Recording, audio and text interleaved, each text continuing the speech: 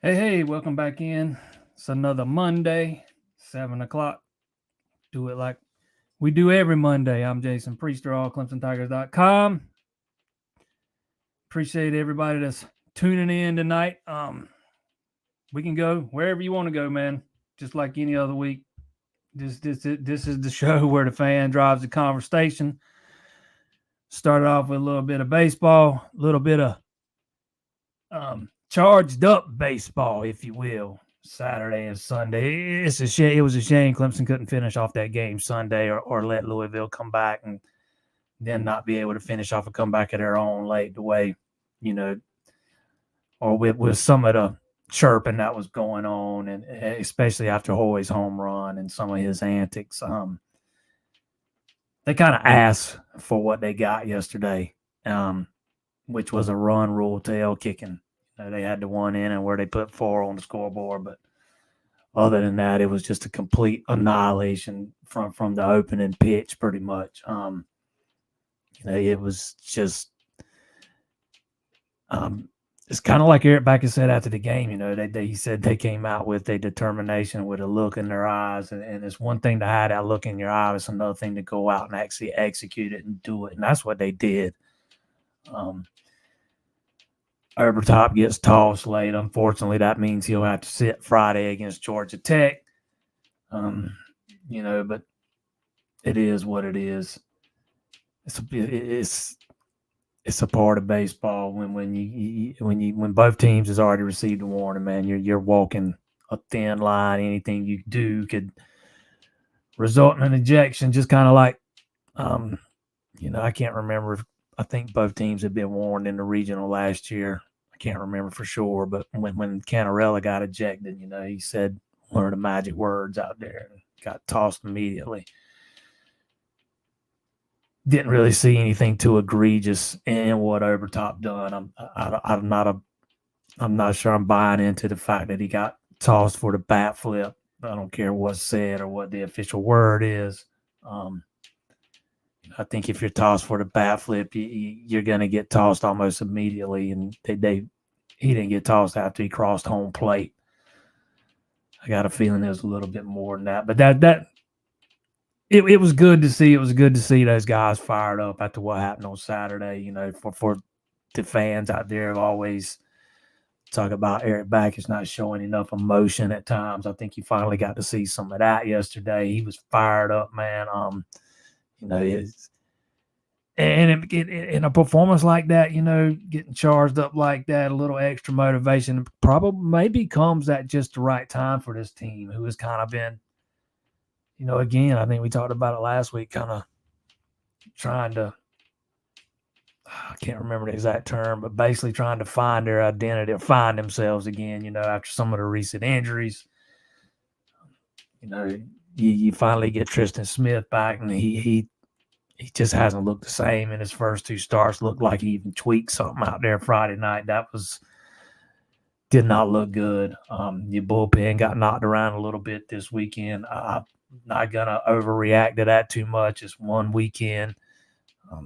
I thought the bullpen was, for the most part, outside of the last couple of guys that threw against Georgia Tuesday, and that was pretty good. When you're relying on your bullpen to go out and throw, I think Clemson's pen threw 12 innings in that game and gave up 2 earned runs. That's not too bad. You'd like to see Gordon finish that thing off in the ninth, but overall 2 runs in 12 innings. It's not too shabby. Got to be better than what you saw this weekend, though. Friday you had Mostert just get tattooed. 6 runs on 5 hits, only recorded 1 out. Rob Hughes gets another chance. He comes in and walks the only 2 guys he sees. You kind of in a hole there already, and he goes to Dvorsky, who I think he'd only pitched 2 or maybe 3 innings coming into that game, and they were all scoreless innings, but did not have a very good outing on Saturday. Pitched 2/3 of an inning and a walk. Just was not very good. Then Matt Marshall, man, came on and held him down, allowed 3 hits over the last 4 innings, and allowed Clemson to have a shot to come back and win that game, man. They a run in the 7th, a run in the 8th, 4 in the 9th, as knocked around as the pen got some, as knocked around as the pen did get at times this weekend. That was one of the bright spots on Saturday was Marshall, who's kind of been a little bit up and down this year. Saturdays, where it was, I thought Ethan Darden deserved better, man. I know he gave up 7 hits, but he scattered them around. He only gave up the 2 runs, only walked 1 guy. Nick Clayton comes in and he looks the polar opposite of what we saw in Athens on Tuesday. Clayton only goes 2/3 of an inning, gives up 3 runs, 3 hits. Although didn't think the pitch to Hoy was a terrible pitch. He kind of went down and got it, but even Reed Garris got knocked around a little bit on Saturday, an inning and 2/3. He gives up a couple earned runs.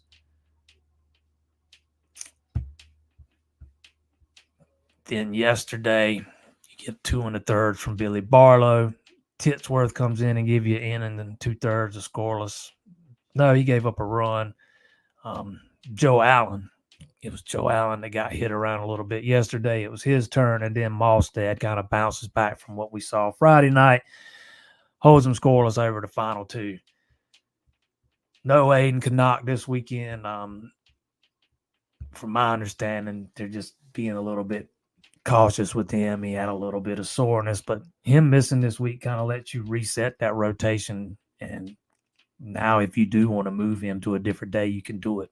So he sits a week. They still go to Louisville, take 2 out of 3 without getting quality starts on Friday or Sunday.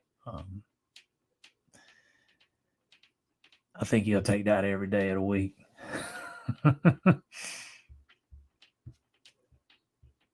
We can get into the NFL draft if y'all want to do that. Really not my area of expertise. I'm not a big NFL guy these days, but we can go that way if you want to. It's just like Carson says here, nothing better than run ruling a team after they talked so much smack the day before. Yeah, I think I texted a couple people yesterday and said that would be the ultimate payback. After they score, I think, what was it, 4 in the first? I think I said the ultimate payback would be run ruling them. Turns out that's what they did. But yeah, that to me, it's kind of your typical stuff from Louisville, man. It seems like there's always something. A couple of guys on that team's going to talk smack. And the thing about it is, man, he's doing all that smack talk. I know Louisville came back and won that game, but he's doing that while they losing late.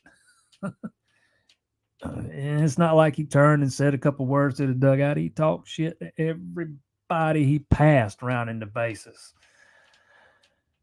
Kind of hoping he was going to get one right in the middle of the back yesterday, but they ended up throwing behind him.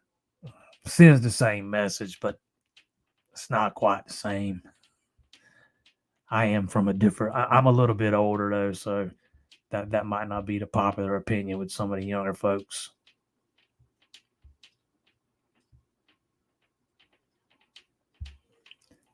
Yeah, your pitching's got to be better than what it was this weekend. Your starting pitching, it's got to start there. You got to. Again, you get Tristan Smith gives you 3 innings on Friday. Billy Barlow doesn't even give you 3 innings on Sunday. So you get 1 quality start all weekend long.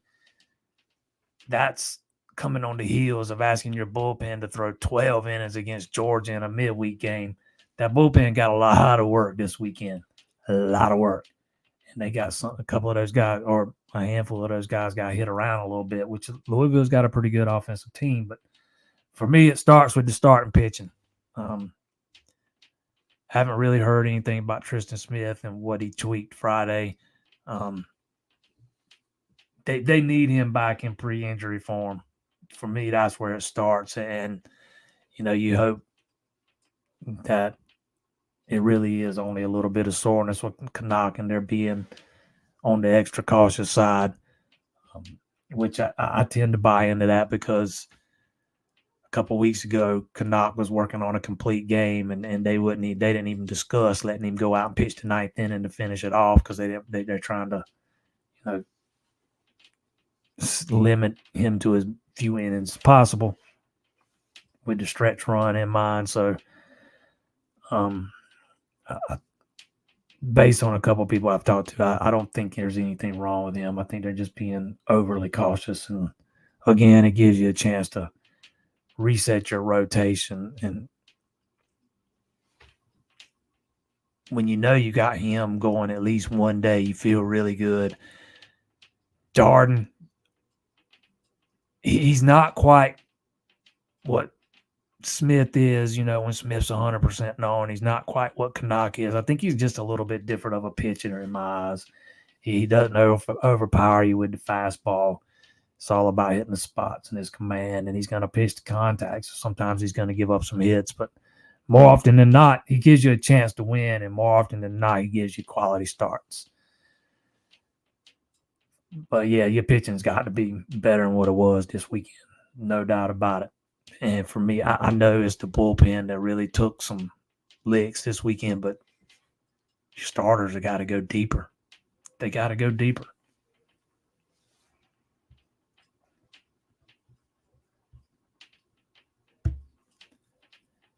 Cam seems to have found his groove again. Yeah, he, moving him down a little bit in the lineup, to me, I think he probably would have come out of it no matter what. But the more I think about it, the more I like Mathis at the top of the lineup and, let Cam hit somewhere in the middle. If you want to move him around between 4 and 5 or 3, 4 and 5, whatever. It worked out really good the past few games, and he seems to be, he was up against it a little bit. He was kind of on the struggle bus. His average came very close to dipping below 300. And I don't think it's ever been below 300 since his very first game. So, also got to remember Cam's also not playing. He's a guy. He's one of the guys playing banged up right now, and he's going to be the rest of the way. Kind of, gives you a scare at times when he makes a couple of them catches, or sometimes when it takes him a minute to get up. You think, oh no, here we go again. But they don't make them tougher than that kid, man. I kind of, I didn't like the idea of moving him down earlier in the year, but now that they've done it, and I've seen some of the metrics with Mathis, I kind of like it now more so than I would have earlier in the year.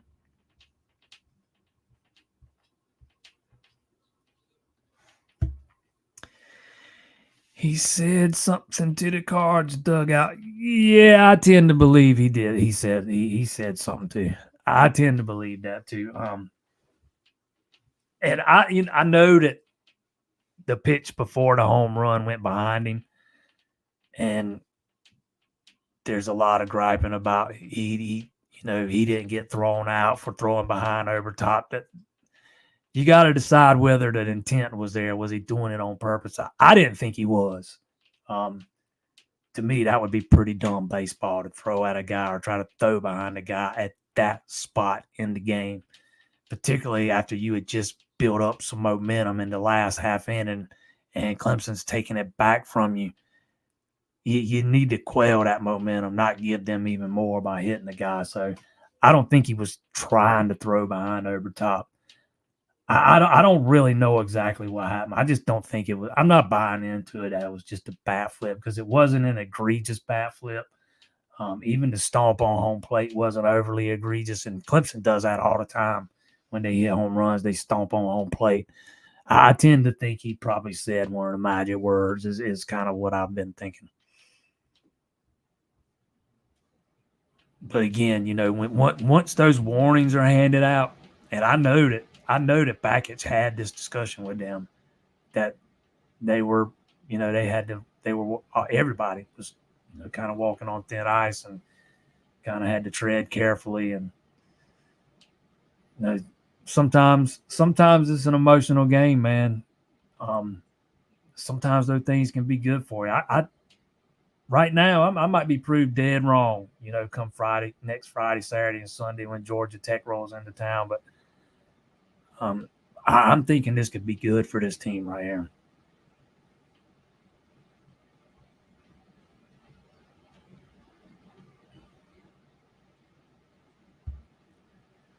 I think Jacob McGovern has earned some more playing time out of that pen. Oh, I do too, man. His curveball is downright nasty. And he's another guy. He's not overpowering. He doesn't come up there and throw 92, 93, 94 or whatever.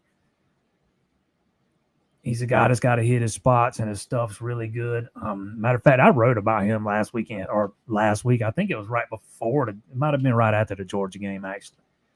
But yeah, I think he's earned some more opportunity myself. It's a little surprised we didn't see him this weekend, to be honest. After that performance he had in Athens on Tuesday night. It was, when even on, actually he did. No, he didn't throw this weekend. It was Dvorsky who they gave a shot. So he didn't pitch against Louisville. But yeah, man, he's got really good stuff. Really good stuff. And he gives you another left-handed option out of that bullpen. One you probably didn't think you were going to have coming into the season. That's a guy you probably think is going to need a year.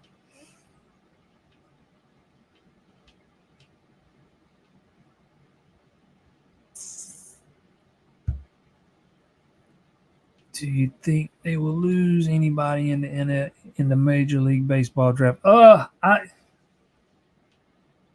have to go back and look up and down the roster and see who's actually eligible and who's not.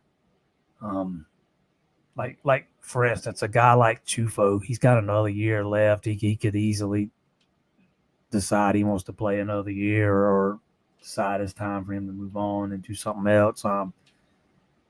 Guys like, Cam Canarella, he's not draft eligible yet. I fully expect Will Taylor to head off to Major League Baseball. That would be the one right off the top of my head.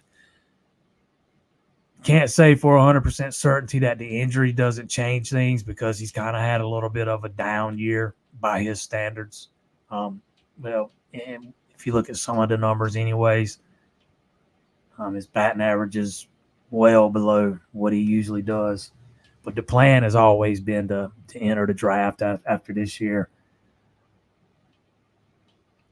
And I tend to think he probably still will.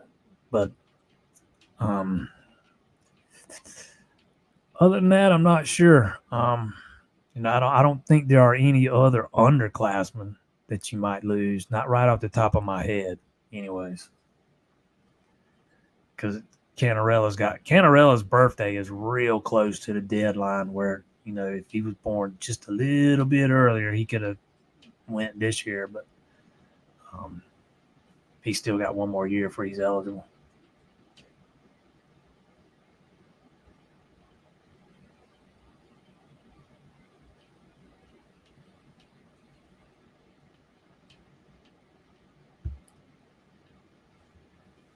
NFL may go to 18 games. How long before the semi-pro league of college football expands the season? I give it maybe a couple of years. Oh, yeah, I fully expect the NFL to go to 18 games. 100%, absolutely. And I could see college football expanding a little bit too. No doubt about it. The more games you play, the more advertising revenue there is to be made.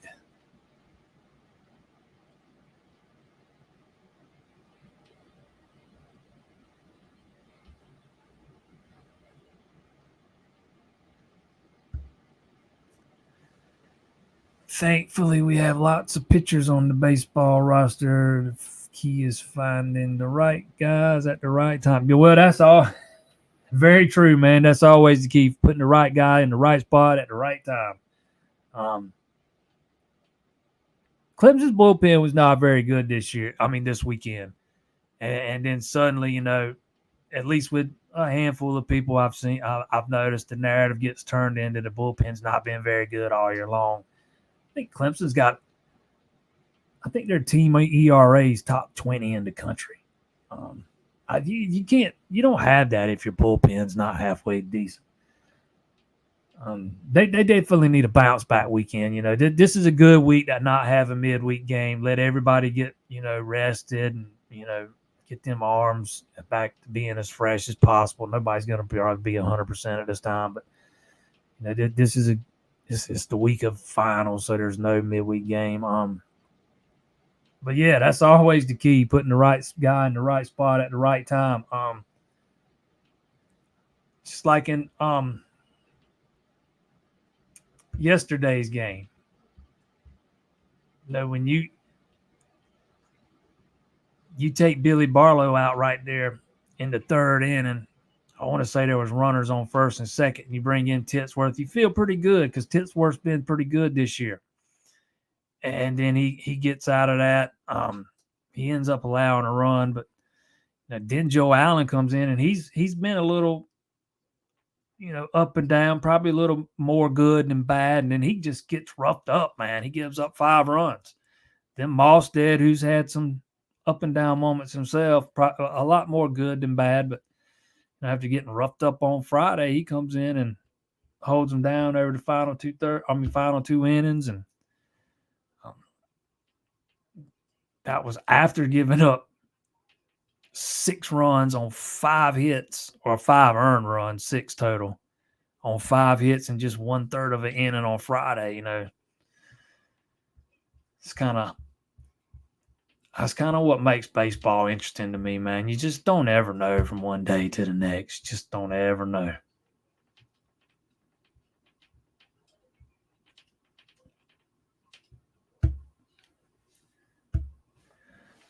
Trotter to the Eagles was special. I was a little surprised with how far he fell.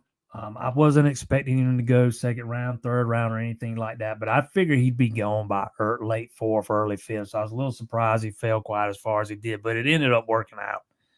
He's staying home where he's from, playing where Daddy played, kind of wear the same number. It sounds like you can't ask for a better opportunity than that.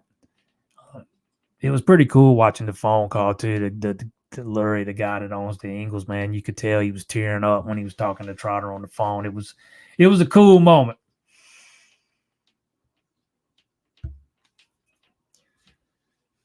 Louisville has the same lack of class as NC State. Both schools are only wannabes. Yeah, it seems like there's always something when we're talking about baseball, man. It seems like there's always something with Louisville. I'm hoping a month from now, when we get to Charlotte and ACC tournament time, I'm hoping we see these two teams go at it again. There might be some fireworks, and that might be a fun one to watch. But yeah, it seems like more often than not, there's always something with Louisville when it comes to baseball. Same thing with North Carolina State when it comes to football. It's just, to me, it's kind of, in my eyes, not saying everybody views them this way, just in my eyes, it's kind of what I see Louisville baseball for, North Carolina State football for. And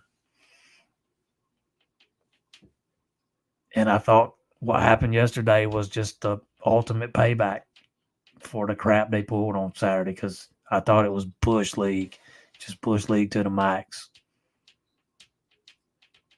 And I'm not a big fan of guys standing there staring at their home runs, but I don't have this big time issue with that. If you want to watch a home run, fine. Once you see it go across the fence, man, then go on to first and do your business and get around the bases and score and be done. Celebrate with your teammates. That crap he pulled running around the base was about as Bush League as it gets.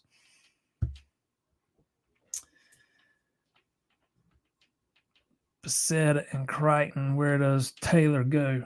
He'll go somewhere. You can bank on that when he gets back. We'll see if Becerra and Kryon stay as hot as they've been. But who had Tristan Becerra having as many multi-hit games as Will Taylor does on their scorecard? And he probably has more now. I don't think anybody would have foreseen that. And Kryon starting to heat up too. But we still got a month. We can talk about that in a month from now.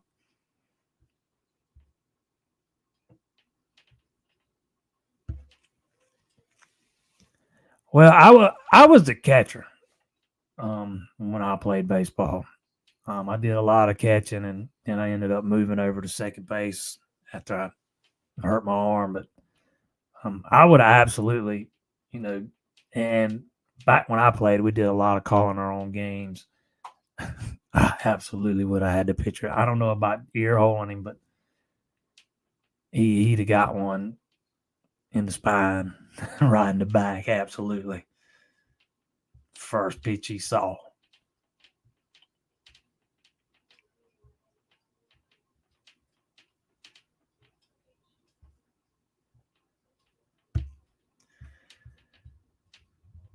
Never know what you're getting from Clayton. No, not this year. It's been a little bit disappointing after the year he had last year. He was probably as reliable as anybody was out of that bullpen last year. Jimmy Bellinger just worked wonders with him, got him to change that arm angle and stuff, and it was just so effective. And it's not really carried over. Now his ERA is under 5. But if you look here, he had a stretch there where he looked like he was getting back into last season's form.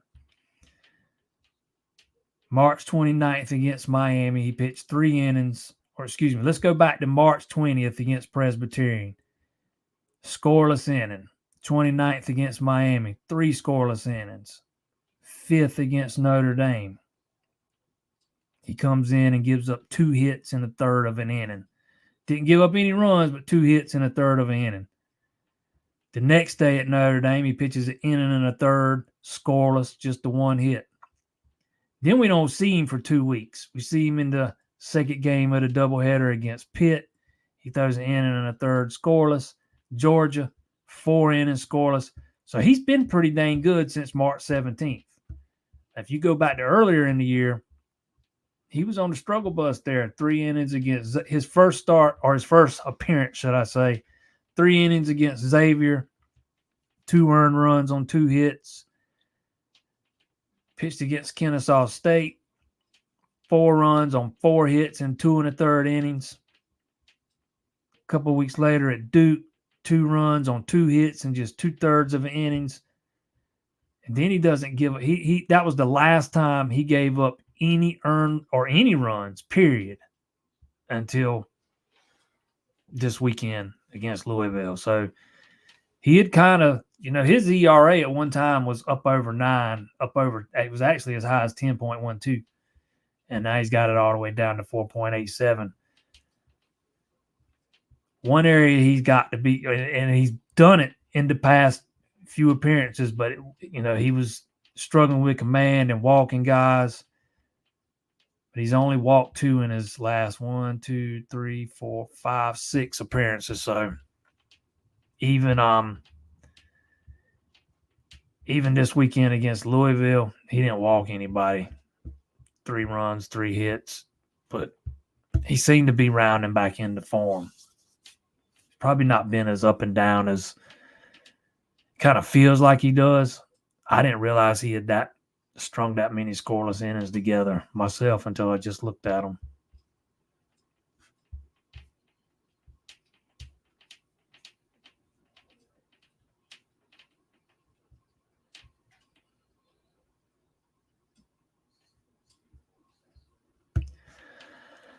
Light rest and Aiden could be moved. Yeah, I kind of fully expect him. I like him on Sundays, but that's with the idea of you're getting a fully healthy and ready to roll Tristan Smith. If you don't have that, then I'm a fan of, hey, let Canuck sit for a weekend and move him to Friday if you have to. But yeah, I love the idea of him on Sundays, assuming you got pre-injury Tristan Smith. To me, that's the key to Clemson's postseason success is getting him back to where he was before he got hurt. They badly need another pitcher on the level of Canuck to kind of anchor that the top of that rotation.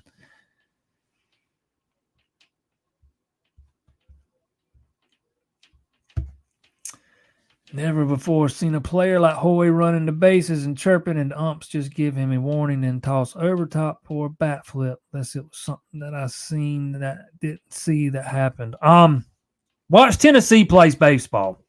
If you've never seen a guy running the bases chirping like Hoy, watch Tennessee play, man. They do a lot of that crap. And the thing is, Saturday,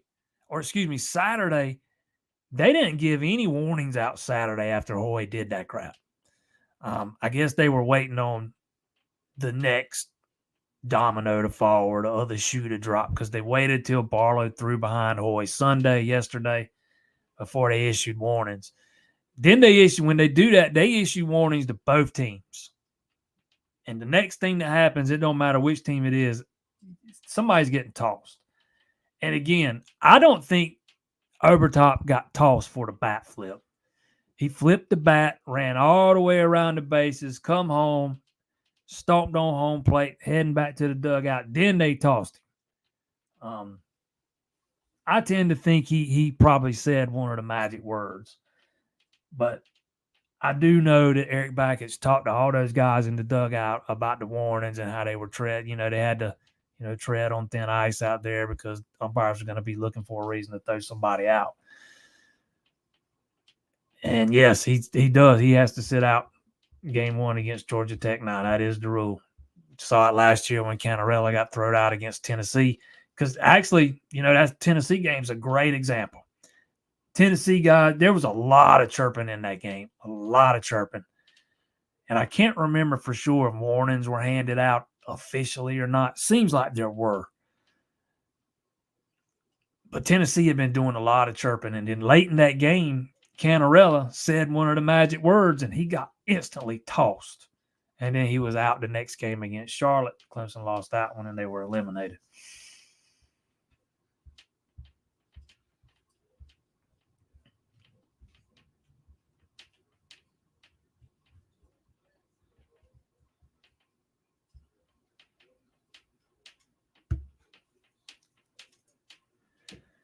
Yeah, that home run call, that foul ball call on that Purify home run the other night, that was just absolutely brutal, man. Just brutal. I thought it was pretty obvious. The ball kind of disappears behind the foul pole. You can't see it. There's your sign, man. And it come back and ended up costing Clemson that game, to be quite honest. Yeah, I thought it was a terrible, terrible call. I don't even know how you justify that.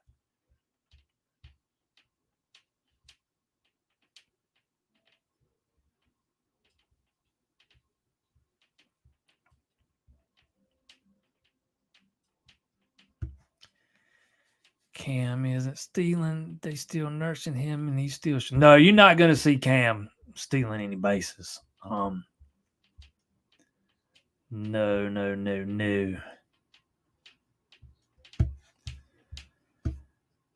They are. I think we talked about this before, but the lack of aggressiveness on the bases is something that's kind of surprised me this year. They're going to steal far fewer bases than they did last year. They've only stolen 44.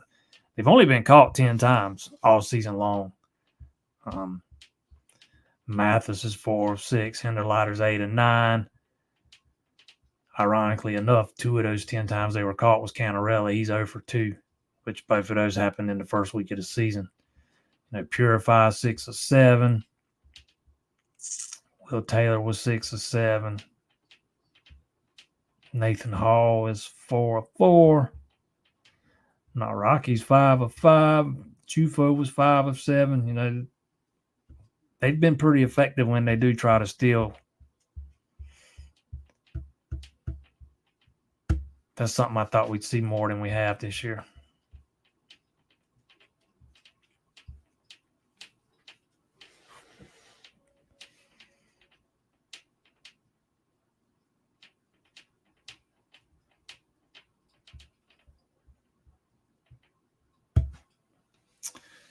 The pitcher from Georgia yes, I have seen the clips of the pitcher from Georgia. Matter of fact, one of those clips was from Tuesday night's game against Clemson. As far as I know, he has not been checked by any umpire on the mound. I have a feeling he will be he will be watched heavily from this point forward, though, after those clips came out, because it's pretty obvious what he's doing. He's absolutely got something on that glove. That first clip that came out, was it yesterday or the day before, shows him, kind of hiding in plain sight, squatting down in the corner of the bullpen. You could tell he's putting something on his glove. And then I think 4 more clips came out after that showing him rubbing on that exact spot on the glove. And then we saw Barlow on yesterday. We saw them make him get rid of a ball just because he licked his fingers while he was touching the rubber. But this guy has not been checked yet, and he's digging all on the outside of his glove.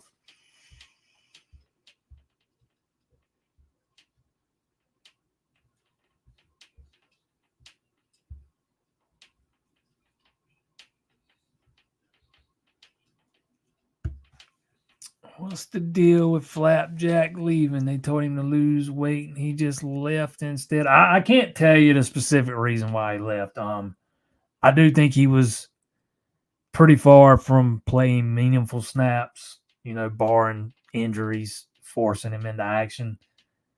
If you watched him in the spring game, man, he's still very slow. He probably still weighs 375, 380 pounds, if not a little bit more. He's got a lot of work to do on his body. He also signed to play for Thomas Austin, not Matt Luke. Maybe Matt Luke's coaching style didn't really mesh with Zach. And Zach's also been known to be kind of impressionable. He decommitted, wanting to take a visit to Florida State. Kind of out of the blue, and gets to Florida State, leaves the visit early. Matter of fact, it was the night they were playing Clemson in Tallahassee, and he leaves early, if I'm remembering that right. By all accounts, he had a horrible time, and he ended up pulling for Clemson to win, and he's back committed later that week. But, I can't tell you specifically why he left. I do know some of those exit meetings, there is a lot of brutal truth spoken in those things. And some players can take the criticisms and put it to work and work on what they need to work on. And, others don't sometimes. Again, I think Owens is probably a long ways from seeing meaningful reps. He's got a lot of work to do on that body. And if you look around in that room, officially, technically, he's probably on the 2 deep. But where is he really in the pecking order? I wouldn't call him. I definitely wouldn't have him in one of the top 7 or 8 guys. And, Clemson kind of, they've been wanting to take another offensive lineman in this class if they can. And him leaving allows them to do that.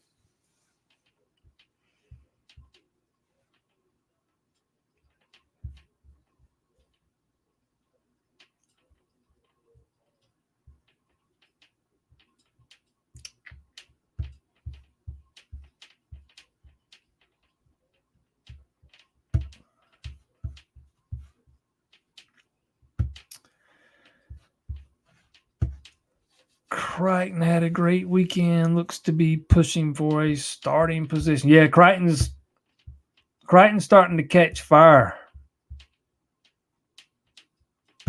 2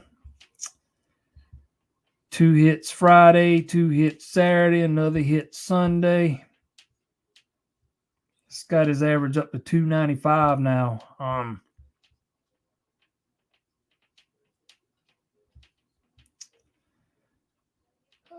I don't see here right here. I don't have it right here in front of me how many RBIs he's got. Oh yeah, I do. He's still only got 4 RBIs, but he's getting on base, man.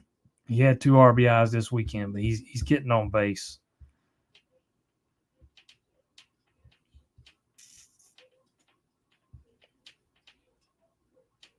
I wish I had his on base percentage right here, but I don't.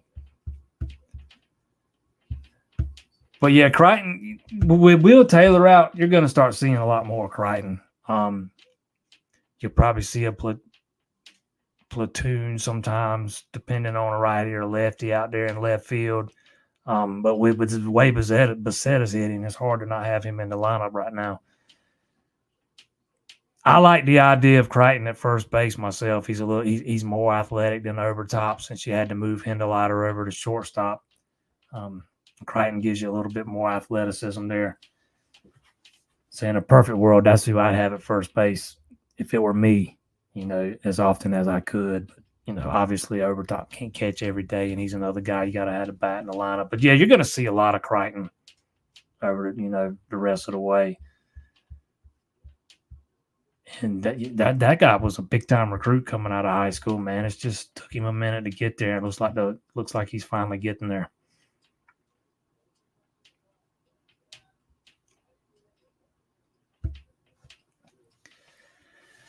How much did Georgia play Jaden Rashada? He's going to start versus Clemson, right? No, I would not expect him to be Georgia's starter this year. And I have no idea how much they paid him. But Carson Beck's Georgia's starter. Rashada's not going to beat him out.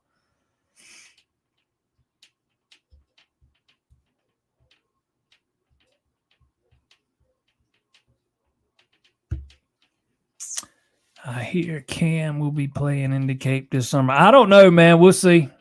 I think that's to be determined. I would not pencil that in. I would not etch that in stone just yet.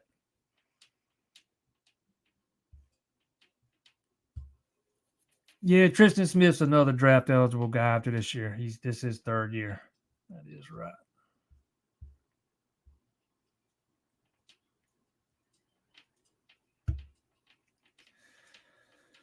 What's up with Jeremiah Trotter going in the 5th round? Why not stay another year? Don't think he graduated either. No, he did not graduate, and I don't think some guys just don't like school, man. I think Trotter was always on the 3-year plan. I don't think the draft grade. He knew he wasn't going in the first round. He knew he wasn't going in the second round. He probably had a pretty good idea he wasn't going in the third. He was probably hoping he was going to go in the third, but in reality, he probably had a pretty good idea that he wasn't going to go that high either. Not everybody's cut out for that kind of schedule, man. They're ready to get that thing over with and ready to go pro. And Trotter's one of those guys, man. I don't think he ever even entertained the idea of coming back. We've seen several of those kind of guys at Clemson. Some that left after 3 years and didn't even get drafted. Never even made the league. Just some guys just aren't cut out for. And I'm not saying Trotter was a bad student or anything like that. Don't get me wrong. Some people just don't like the schooling part of it, and they're ready to get that part of it behind them. And I think it worked out pretty well for him. I know he fell. He like I said earlier, I kind of envisioned him going, at best late third, or at best somewhere in the late third, early fourth, but more realistically, I was thinking middle to late fourth. I didn't see him falling to the late fifth, but him landing at Philadelphia, he's got to be happy with that, even if he was not quite happy with the round he went in.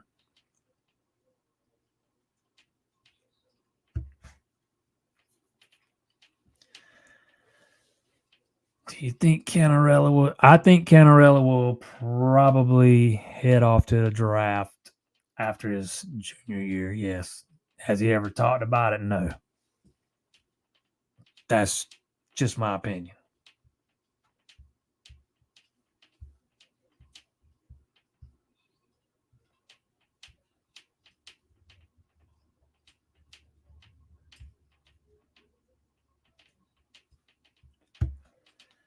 How does Jack Clark have any more eligibilities? I don't even think Clark knew he had another year he could take. You know, he did have to apply for a waiver. I'm assuming he got it.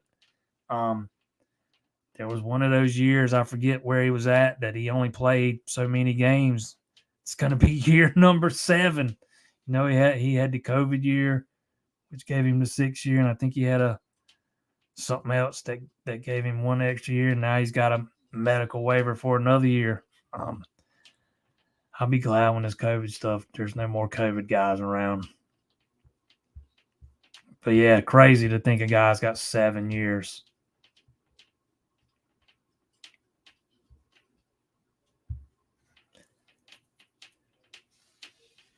The ACC tournament is still pool play, yes. I think everybody hates it, but most of the ACC coaches. Eric Backus doesn't like it too much, but you know, I think most of the ACC coaches kind of prefer it. At one time, I know they did anyways. There's probably a few new faces in there now since then, but you know, the consensus is double elimination tournaments tax your pitching out more so than pool play does and the way the ACC does it. But yeah, I hate it too. It sucks, especially if you're one of the lower seeds. If you don't go 2-0 in pool play, you're out. You can go the same. You go 1-1, but if the team seeded higher and you goes 1-1, you're screwed. Dumbest thing ever.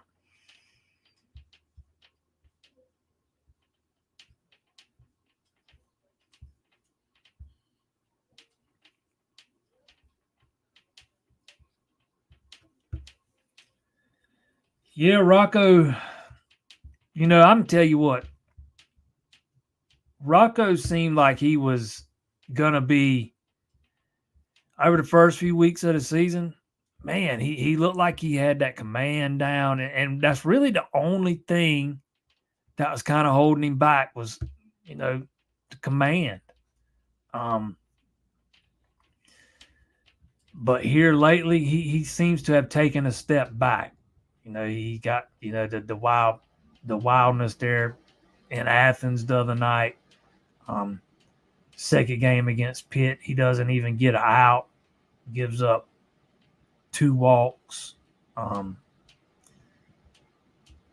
Before that, he pitched a perfect third of an inning against Charlotte, but it was just one hitter. His outing before that was an inning against North Carolina State, 2 walks, 3 runs. Notre Dame before that, inning and a third, 1 walk, 1 run. It seemed like that North Carolina State appearance back on April the 12th is kind of where it started going wrong.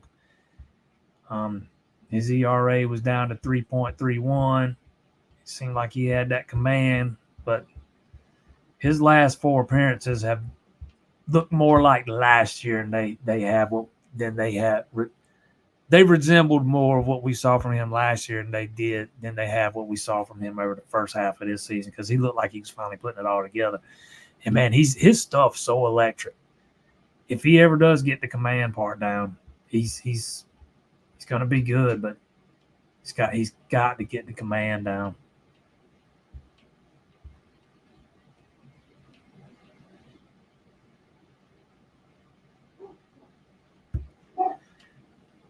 Yeah, I think the week off comes at a good time too. I know this is the week South Carolina wanted to play the makeup game, and Clemson's kind of dead set on playing. They're not going to play during the week of finals. They're just not going to do it. They haven't done it in a long time, and they're not going to budge on that.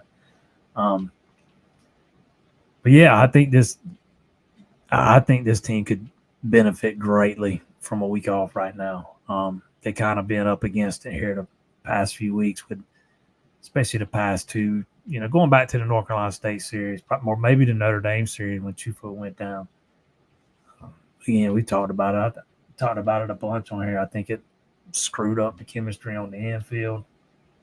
It looks like it's getting back. Still, there was a little bit of sloppiness from time to time there this weekend, but it looks like they are heading in the right direction. I don't know that the infield is ever going to be what it was with Chufo at short and Hinderleiter at first. But I do think they're headed back in the right direction. But yeah, I think a week off is going to benefit the pitching staff, tremendously. And again, when with Connacht not going Sunday, it lets you, reset your whole rotation. You can do whatever you want with him. If you want to move him up to Friday, you can do that, because that would mean you move Tristan Smith back, so you don't have to worry about him going on short rest. And if you do move Smith back to Saturday and Darden back to Sunday, same thing with him. Both those guys will get an extra day of rest, instead of short rest.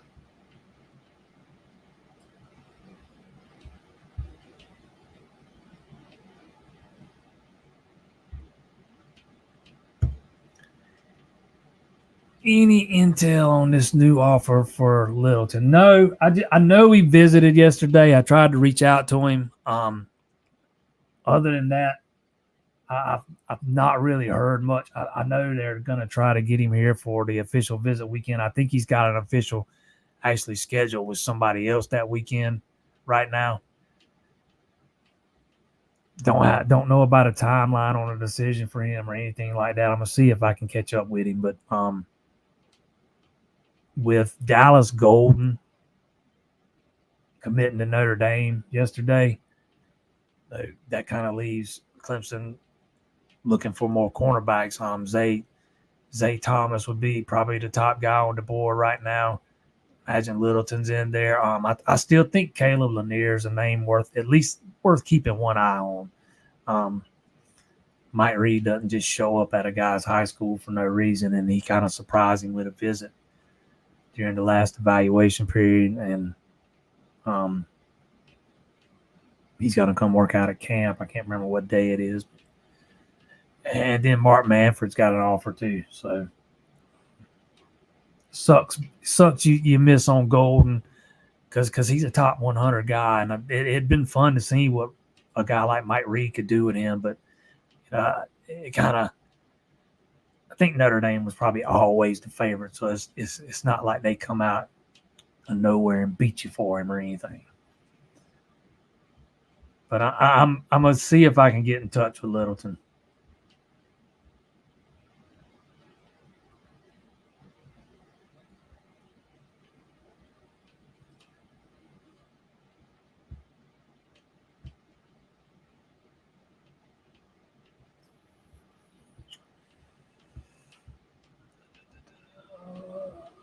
Wait a minute.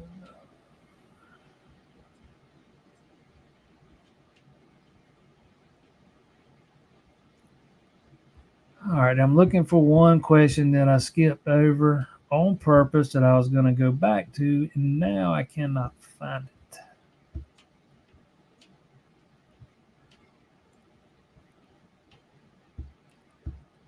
Somebody asked me, was recruiting going to pick back up? Now I can't find it in here, wherever it was.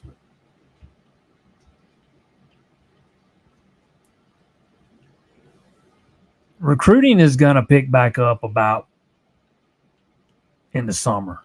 Clemson holds their big official visit weekend, and you'll see a lot of guys taking official visits that month. Well, they'll probably start. Some of them have already started, but most of them will happen mid-May to the end of June, and you start seeing a lot of these guys start making decisions before they start practice for their senior year. So yeah, recruiting is fixing to pick back up some.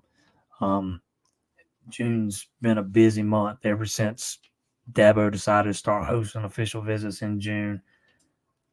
Clemson still, they got at least 2 more spots with Owens gone now. I think there's 3 more spots on that offensive line they'll probably try to fill.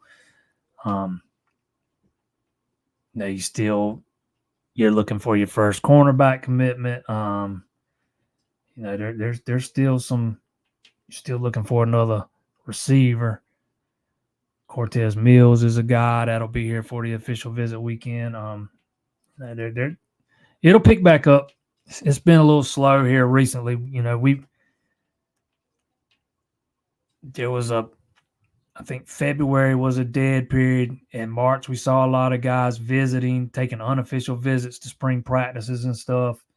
Clemson had a second junior day there in March, and then they had a couple of bigger name guys on hand for the spring game, but that's not the big recruiting event that it used to be. And now, right now, we're in a period where coaches can get back out on the road and go visit high schools and stuff. Like I saw Tyler Grisham was at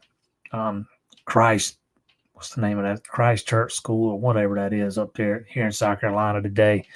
So they'll be out and about on the road the next few weeks, probably handing out some camp invites and handing out some official visit weekend invites, although I think most of those are handed out by now. But it'll pick back up in June. It'll pick back up. It's coming.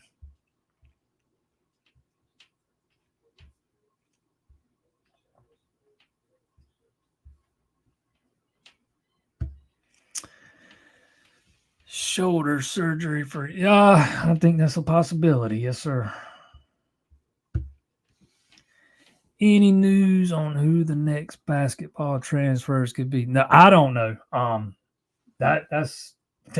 Brownell likes to do a lot of that work under the radar. He does not let that stuff get out.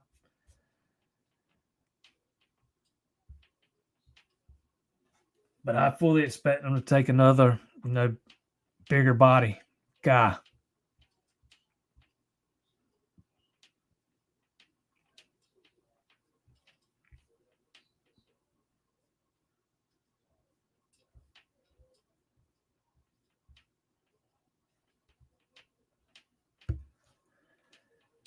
So now Dabo is at 83 scholarships. Which walk-ons are getting a scholarship?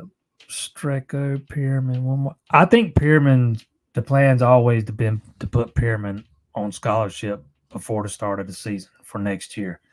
I don't know that you just automatically hand any of the open ones to walk-ons.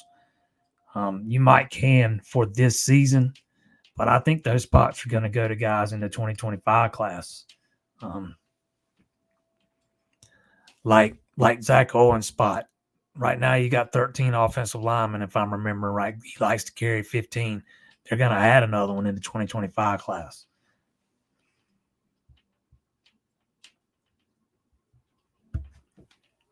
Feelings on the Waldrop kid. I think Clemson's about as well positioned as they could be. He's got ties to Clemson and Alabama. Granddaddy played at Clemson under Frank Howard. Daddy played at Alabama. So there's ties to both schools. He's from Alabama. But this is one that I would not be shocked to see Clemson win. I've had a couple, 3 conversations with him in the past few months. And when he starts talking about Clemson, there's a different tone in his voice as opposed to when he's talking about some of these other schools. And that might not mean nothing. It doesn't always mean something, but a lot of times it does. He just talks about them a little bit differently than he does some of the other ones. But he's gonna take officials to Alabama, Florida, Clemson, and there's one more in there. I can't remember what it is off the top of my head, but for a long time there, I thought. Matter of fact, he even told me at one time, Auburn and Clemson were his two favorites, and now Auburn's suddenly not even getting an official. So that's got to at least make you feel a little bit better. But like with most of these guys, man, you just got to let them take their visits and see where the chips fall.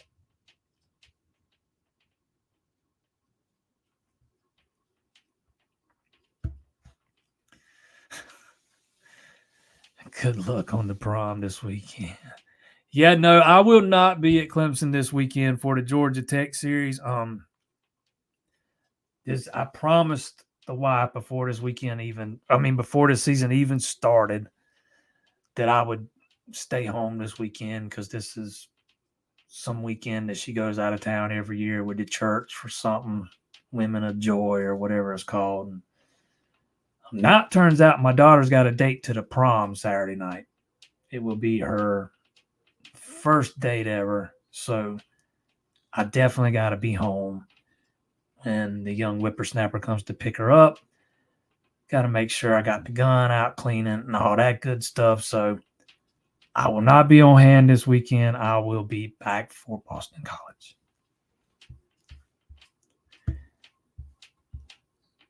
Don't forget, if you like laying those wagers, betonline.ag. Use the promo code ACCTV, 50% If you are off. looking to place your bet for March Madness, the NBA, NHL, MLB, college football, or any other sporting events, go to BetOnline.ag and enter the code ACTTV for a 50% welcome bonus up to $1,000. With the earliest lines, biggest bets and fastest payouts, BetOnline.ag is the place to go. Don't forget to use the code ACTTV. Yeah, so I won't be there for Georgia Tech. I had actually forgotten Clemson was off this week. I was thinking they played in Charlotte this week, but my plan right now is to go to Charlotte next week for the midweek game. And they go on. I'll probably be at one of the Wake Forest games because it's not far from my house, and then I'll be up for the BC series. We'll see after that. It's kind of a week-to-week thing for me most of the time. I'm usually there, though. If they're at home on the weekend, I'm usually there. I've not missed a home weekend series yet this season. The only one I've missed so far is the South Carolina series, which was obviously one at Founders, one at Segra, and one in Clemson. And I had a death in the family. I was out of town all that weekend, so I missed that one. But I've been up there every other home weekend series. I've been to Duke. I've been to a couple midweek games. So I'm usually there if they're at home on the weekend, but not this weekend. Again, got to make sure I'm here sitting at the bar cleaning the gun when the young lad arrives. Dabo is always losing depth or developmental guys to the portal, and he always uses it on high school recruits. And doesn't that keep the roster too young? I think Tyler Brown was one of those that worked out. It could. It just depends on who you lose and how many each year and what position you lose them from. I don't really think Clemson's been hit too hard by portal losses yet. It could. But yeah, if you start getting hit hard with losses and you keep replacing them with high school guys, particularly if you're getting hit at certain positions harder than others, you're going to always be young if you go that route. So, yeah, I mean, there's some validity into what you're saying. It just I think it just depends on the numbers and the positions and, how many you have from one year to the next. But, yeah, it's definitely something worth keeping an eye on.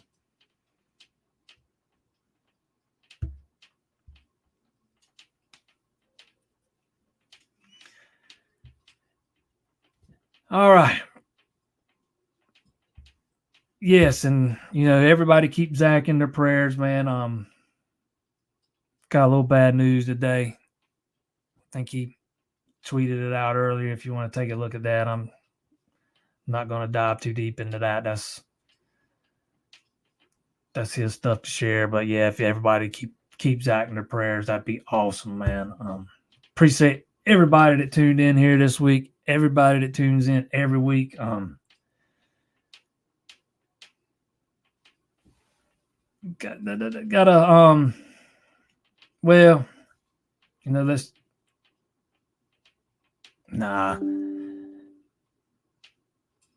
forget, keep Zach in your prayers. Visit the site, allclemsontigers.com. Got an announcement coming in a couple days. Anyways, appreciate everybody that tunes in. Would not be here without you guys, and I will see y'all next time.